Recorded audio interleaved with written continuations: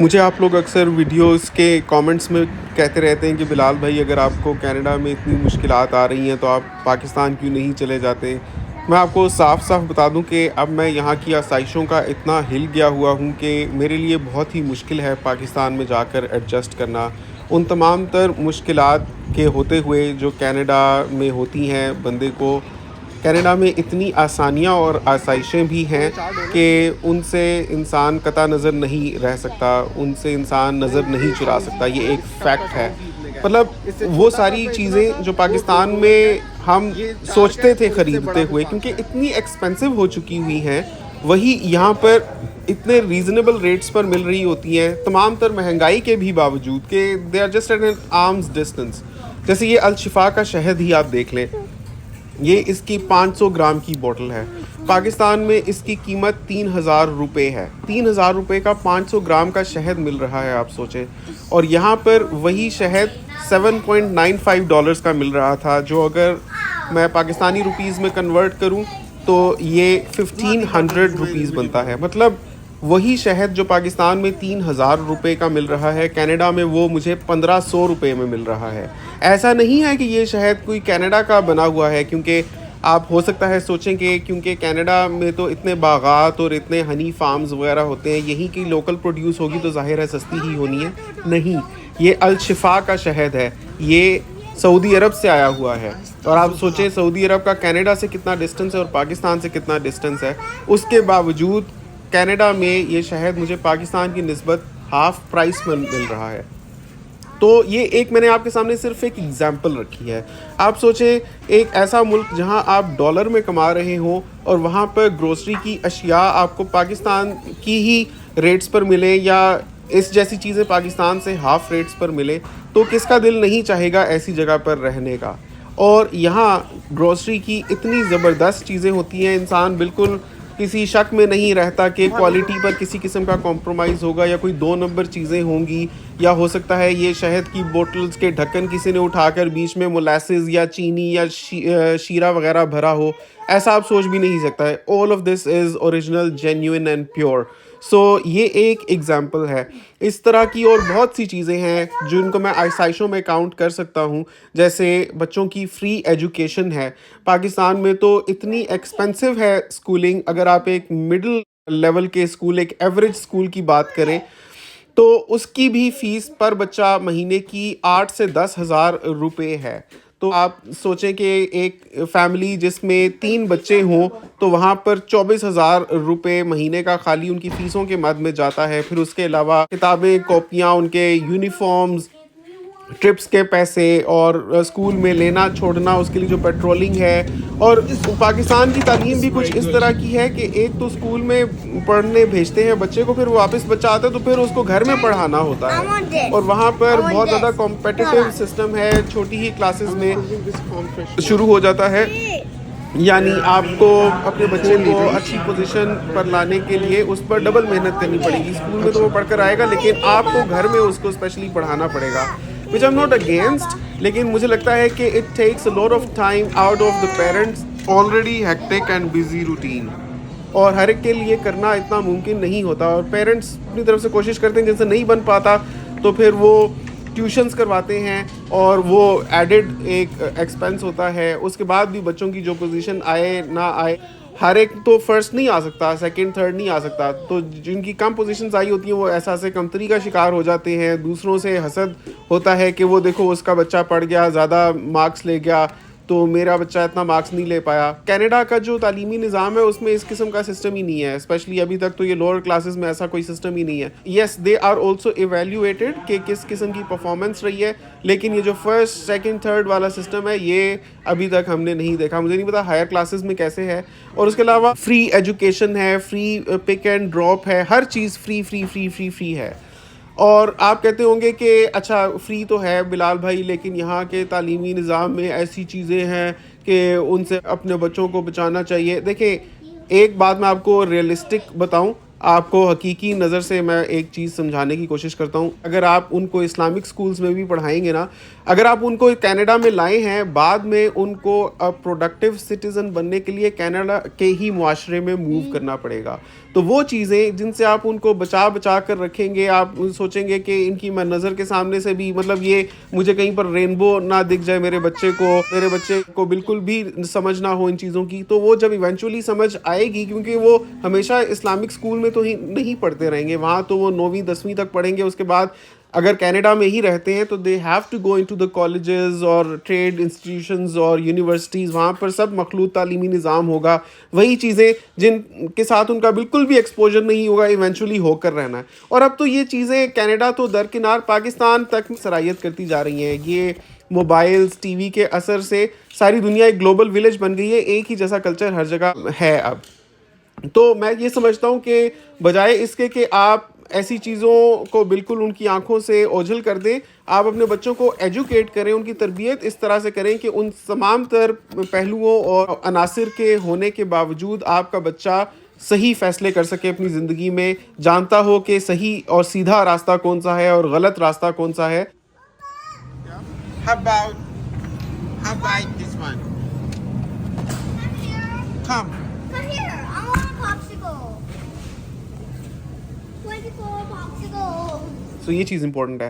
खैर अभी ये तो बहुत फ़लसफ़ियाना कुछ बातें हो जाएंगी और बहुत दूर की बातें हो जाएगी कि हायर लेवल्स पर जाकर क्या होता है। अभी तो वैसे ही हम नए नए आए हैं कनाडा, अभी तो कच्ची पक्की चल रही है। और 5 सालों की भी बात कर लें तो क्या है, पहली से 5वीं तक ही जमात होगी, बच्चे ही होते हैं छोटे, तो उससे ज़्यादा हायर लेवल पर हो सकता है कि हम वैसे ही खुद ही या तो अगर कनाडा में रहते हैं तो इस्लामिक स्कूल्स में डाल दें, या हो सकता है हम कनाडा में हो ही ना, लेकिन फ़िल वक्त तो हम यही सोच सकते हैं। इंसान कितना ही ज़्यादा प्लान करता है, अगले 5 साल तक का ही सोच लेता है ना।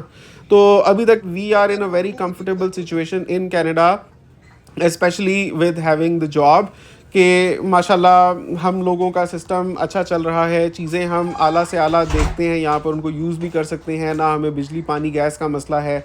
तो एक रूटीन के साथ ज़िंदगी चलती जाती है, बल्कि एक तरह से अच्छा ही है। इंसान जितना मसरूफ़ होता है उतना नेगेटिव ख़यालात कम आते हैं और इंसान की ज़िंदगी सुकून से गुजरती रहती है। फ़रागत ज़रा सी आई नहीं कि जो इंसान का दिमाग होता है ना, वो शैतान की पनाहगाह बन जाता है। An empty mind is a devils workshop. तो वहीं से इंसान या तो अपने आप को दूसरों से कंपेयर करने लग पड़ता है, या इखलाकी बुराइयों का शिकार हो जाता है, या गलत कामों में लग जाता है। टेंडेंसी होती है इंसान की ना इस तरह से, जब भी उसको फारिग टाइम मिले और बहुत सारे रिसोर्सेज हो तो फिर वो गलत डायरेक्शन में जाने लग पड़ता है, या मेंटली या किसी भी तरह से। सो यहाँ का निज़ाम ज़िंदगी इस तरह से है, बस एक रूटीन से ज़िंदगी चलती रहती है और आप काम करते रहते हैं, अपना एक्सपीरियंस बिल्ड करते रहते हैं और अपने कनेक्शंस बनाते हैं और आप सिस्टम को समझते हैं, उसमें इंटीग्रेट करते जाते हैं, आपके लिए चीज़ें ईजी होती जाती हैं। डेफिनेटली फिर आगे ग्रोथ के प्रॉस्पेक्ट्स भी बहुत से होते हैं। सो ये वो सारी चीज़ें हैं जिनकी वजह से मुझे मुश्किल लगता है पाकिस्तान मूव कर जाना, specially under the present scenario, जब माशाल्लाह जॉब्स भी हैं और सारी चीज़ें चल रही हैं। बाद में अगर खुदा न खास्ता नहीं रहती या कोई और सर्कमस्टांसेस होते हैं, तो वो तो ज़िंदगी का कुछ नहीं पता कि कल का दिन कैसा होगा किसी का भी। We just take life as it comes, as things happen, as they are destined. तो अभी तक तो हमें यही लगता है कि पाकिस्तान जाना काफ़ी मुश्किल है। अब खुद ही देखें ना, इस तरह की प्रोडक्ट्स ना तो पाकिस्तान में आसानी से मिलती हैं, और अगर मिलती भी हो तो एक आम बंदा नहीं मंगवा सकता क्योंकि इतनी एक्सपेंसिव होती हैं। अभी हिना ने घर बैठे ये सेफोरा का एक मेकअप आइटम मंगवाया है, तो मुझे तो जब ये डिलीवर हो गया तो तब पता चला अच्छा ये भी मंगवाया हुआ था। तो इसमें से निकली ये चीज़ें और घर पर इसलिए डिलीवर करवाया क्योंकि जब ऑनलाइन शॉपिंग करती हैं तो उसके साथ में कुछ और भी चीज़ें वो फ्री भेज देते हैं। जैसे इसके साथ इन्होंने ये परफ्यूम का सैंपल भेजा, जो इतना परफ्यूम है कि कम से कम 20-25 दफ़ा तो इस्तेमाल हो ही सकता है, और इसकी इतनी अच्छी खुशबू थी। मैंने भी सूंघी तो मुझे वाकई डिफरेंट लगी। आम तौर पे मुझे ये लगता है कि तमाम खुशबुएं एक ही जैसी होती हैं। जो परफ्यूम भी मैं टेस्ट कर लूँ ना, शीशी मुख्तलिफ होगी, रंग मुख्तलिफ होगा, उसका नाम मुख्तलिफ होगा और कंपनी डिफरेंट होगी, लेकिन एक ही जैसी खुशबू होती है हर जगह। लेकिन ये कुछ लेडीज़ परफ्यूम था और इतनी इसकी डिफरेंट खुशबू थी कि मैं आपको बयान नहीं कर सकता। और बहुत ही अच्छी डिसेंट खुशबू थी है। इसका नाम भी मुझे नहीं पता, शायद आप देख सकें तो आपको पता चल जाएगा। मैं ज़्यादा इन चीज़ों में पढ़ता नहीं हूँ, लेकिन ये बहुत अच्छी मुझे खुशबू लगी। तो इसका एक सैंपल आया था साथ में ये आया था आईलाइनर, और उसके साथ स्मज करने वाला ब्रश, वो भी मतलब इसके दोनों एंड्स पर चीज़ें हैं। जब हिना अभी आपको खोल कर दिखाती हैं तो आप देख सकते हैं। और साथ में एक और भी कोई चीज़ थी। तो इसके ऊपर 12H लिखा हुआ है, मतलब 12 घंटों तक ये आईलाइनर लगा रहता है, और इसकी क्वालिटी बिल्कुल ख़राब नहीं होती, और बहुत ही ज़बरदस्त है। अभी हिना आपको ये हाथ पर लगा कर दिखाती हैं तो आपको समझ आएगी देख कर के इसकी कितनी अच्छी क्वालिटी है। मतलब कलर भी बहुत अच्छा है और बिल्कुल आसानी से लग जाता है। और दूसरी तरफ जो इसका एक हल्का सा ब्रश टाइप कुछ इक्विपमेंट है, उसके साथ आप स्मच भी कर सकते हैं एक स्मोकी आई इफ़ेक्ट देने के लिए। ये ख़वातीन को पता होता है क्या होती है स्मोकी आई, थोड़ा थोड़ा सा मुझे भी पता है। तो ये देखें ऐसा होता है, ये बहुत अच्छा था। और इसको अभी आपको स्मच भी करके दिखाते हैं दूसरे एंड से, इसी पेंसिल के दूसरी तरफ है जो। अभी थोड़ा सा इसको स्पंज कर सकते हैं, फिर उसके बाद ये ड्राई हो जाएगी, स्पंज भी नहीं हो सकती है।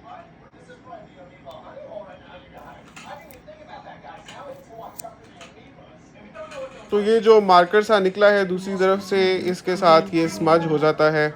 मतलब ताज़ा ताज़ा ही लगाया हुआ हो उस वक्त आप इसको स्मज कर सकते हैं। एक दफ़ा इसको लगाए हुए कोई 2 मिनट गुजर जाएंगे तो उसके बाद ये पक्का हो जाएगा फॉर 12 आवर्स।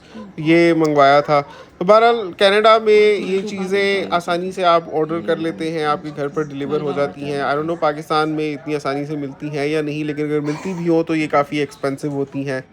तो जो मैं आपको सुनाता हूँ असली किस्से, यहाँ पर जो फैमिलीज़ हैं पाकिस्तानी, उनके जो मसाइल हैं वो मैं आपको इंशाल्लाह अगली वीडियो में दिखाऊंगा। आज की वीडियो में मैंने आपके साथ सोचा कि अपना ही सिलसिला डिस्कस करता हूँ कि क्यों अभी तक हम कनाडा से वापस पाकिस्तान नहीं गए तमाम तर मुश्किलात के बावजूद। और आज की अफ्तारी ये थी कि हम बाहर निकले हुए थे तो हमने सारा कुछ रेडीमेड ही लिया, बाहर से ही हमने सारी अफ्तारी ली और गाड़ी में बैठकर खाई।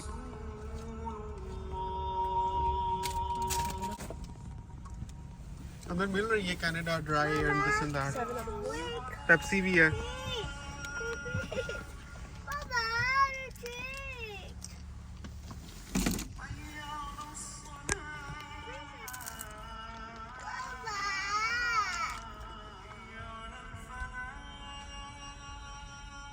नीचे करे नहीं।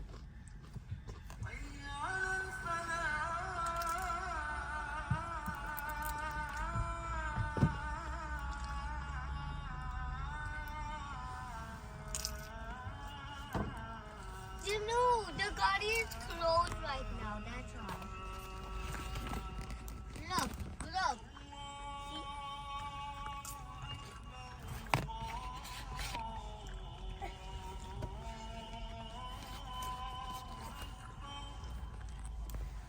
उसमें ये चिकन के समोसे थे और एक वेजिटेबल समोसा आपको नज़र आ रहा होगा, और एक हमने शवरमा लिया था, वो हाफ हिना ने हाफ मैंने खा लिया था। बच्चियाँ नहीं पसंद करती वरना उनके लिए भी ले लेते, उनको हमने फ्राइज़ और दूसरी चीज़ें ले दी थी। तो ये चटनियाँ भी बड़ी मज़े की थी। साथ में एप्पल जूस हमने लिया था। और टिम हॉर्टन्स पर एक नई आई है चीज़ ब्रेड, वो हमने ऑर्डर की थी। तो वो अंदर मैं ऑर्डर देकर आया हुआ था, वो कह रहे थे अभी बनने में 5 मिनट लगेंगे। तो मीनवाइल रोज़ा खुल गया था, मैं गाड़ी में आकर ये चीज़ें नोश फरमाने लगा। उतनी देर में फिर वक्त उसका हो गया था, फिर मैं जाकर वो लेकर आया था। वो भी बड़ा ज़बरदस्त था, अभी आपको मैं दिखाता हूँ। वो एक नया आइटम निकाला है टिम हॉर्टन्स ने और वो काफ़ी वायरल हो रहा है, मशहूर हो रहा है। ये मैं अभी लेकर आया हूँ, ये आपको मैं खोल कर दिखाता हूँ। ये मेरे सामने ही उन्होंने बनाया था और इतना ज़बरदस्त था, इतना क्रंची और बिल्कुल गरम गरम।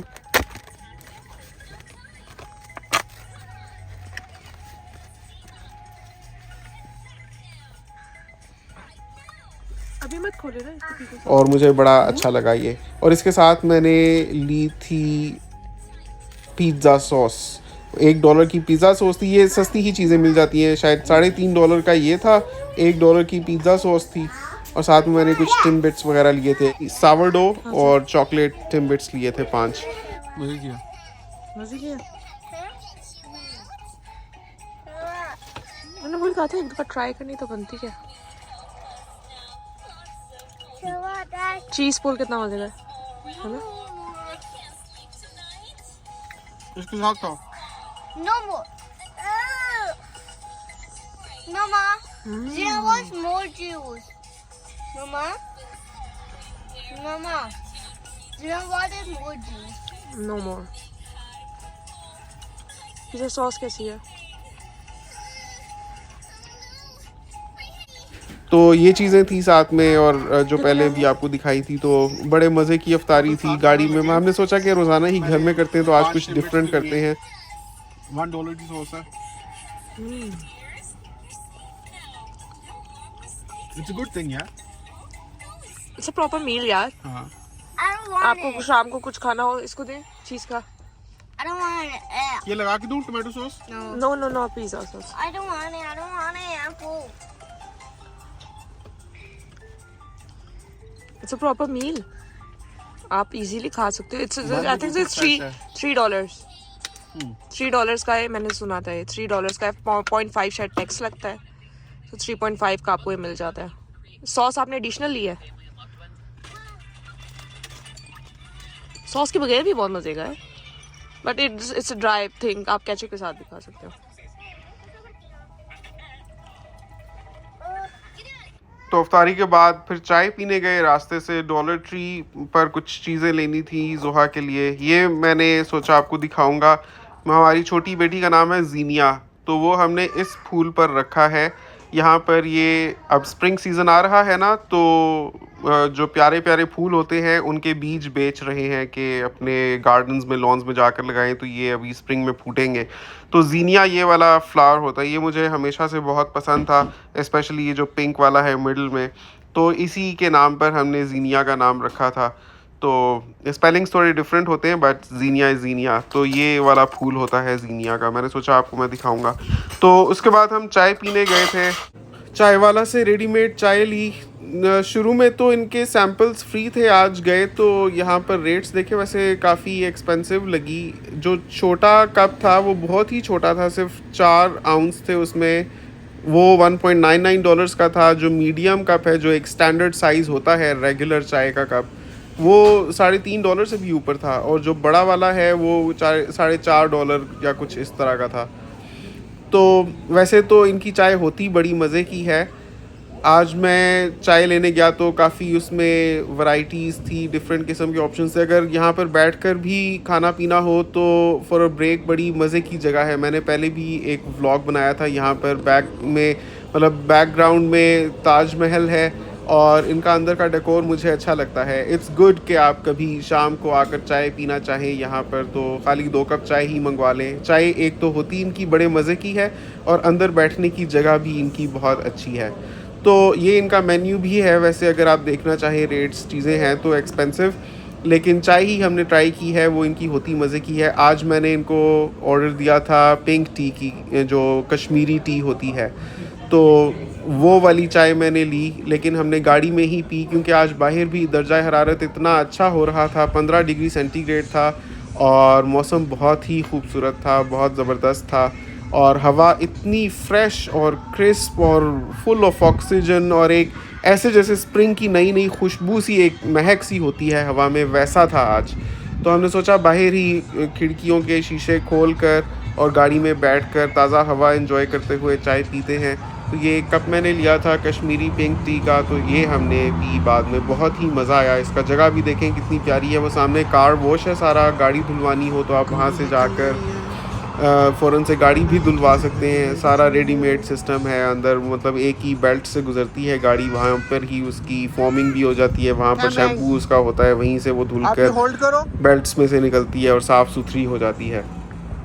नाज़रीन, उम्मीद करता हूँ आपको आज का व्लॉग बहुत पसंद आया होगा। नीचे कमेंट्स में अपनी राय का इजहार ज़रूर कीजिएगा कि आपको आज की वीडियो कैसी लगी। अगर आपका कोई भी मसला है जो आप मुझसे डिस्कस करना चाहते हैं, या जिससे आप आवाम की राय लेना चाहते हैं, तो आप वो मेरे साथ शेयर कर सकते हैं। मेरा व्हाट्सएप नंबर वीडियो की डिस्क्रिप्शन में आपको मिल जाएगा। आप एक वॉइस मैसेज छोड़ दीजिएगा, उसी में अपना मसला बयान कर दीजिएगा, तो मैं वहीं से उस मसले को टेक ऑन करूँगा। उम्मीद करता हूँ आपको आज की वीडियो बहुत पसंद आई होगी। वीडियो को लाइक और शेयर ज़रूर कीजिएगा, और चैनल को सब्सक्राइब भी कर लें। आपसे मुलाकात होगी इंशाल्लाह अगली वीडियो में। तब तक के लिए अपना बहुत ख्याल रखिएगा, मुझे दुआओं में याद रखिएगा। अल्लाह हाफिज। नहीं मजे कैसे ये नहीं चाहिए चीनी और? आपको चाहिए? नहीं चाहिए? अल्लाह मेरी बात सुन लेना।